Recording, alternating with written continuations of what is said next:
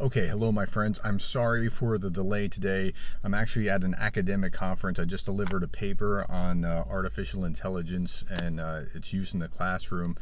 And so I just got out of a different session, have a break between things. So I have some notes about what we're going to be, what is gone on in Ukraine overnight.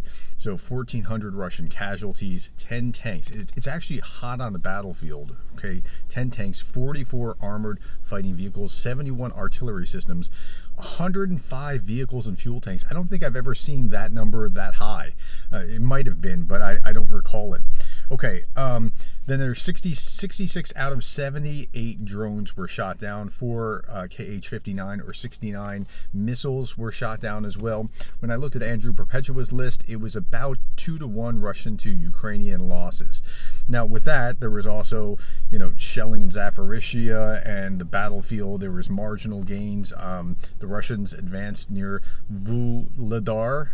I said that properly, I hope. A number of you corrected me, and I am grateful that you corrected me. I'm not beyond being corrected. I need to be corrected. And Nevesky near Crimea, and then Ukraine made marginal gains near Volchansk, and so they're putting more pressure north in Kursk and Volchansk, but it's all marginal. It's not super breakthroughs. Okay, the big news last night was there was about an $8 billion package for Ukraine, and that's great news. It really is.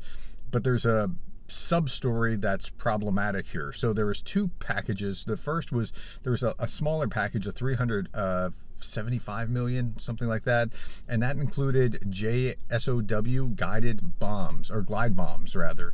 And so the glide bombs have a 110 kilometer range, and that's good, but I don't know that there's any permission to use that within Russian territory. And same thing with the package for the $8 billion, which is, again, great. It's mostly Biden's drawdown authority and what remains of beyond that, it's part of the $60 billion package from before. So the Patriot air defense battery is coming, long range missiles, air defense, and then funds to help encourage Ukraine's defense base. Okay.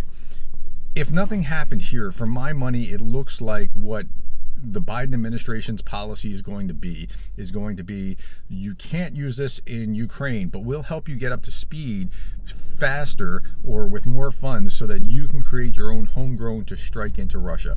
I'm pretty sure that that's the kind of thing that's going on here. And yeah, so I'm not holding my breath about being able to let Ukraine strike back.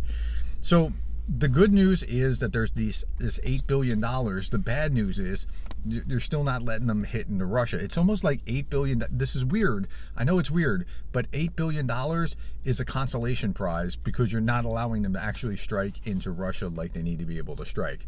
Okay, last thing, my friends, we'll end with a quote from Darth Putin, the parody site, who says, "The U.S. is unimpressed with Ukraine's plan for victory as it involves Russia losing." There's so much truth that comes out of this guy in the way that he just turns his phrases. It's remarkable that it sure does feel like that. I know that's not what the Biden administration is feeling or saying. Jake Sullivan's just very risk averse, but it sure does feel like that, doesn't it? Okay, that's all, my friends. Thank you for the time. Thank you for the likes, the shares, the subscribes, and thank you for being the kind of person that cares about Ukraine.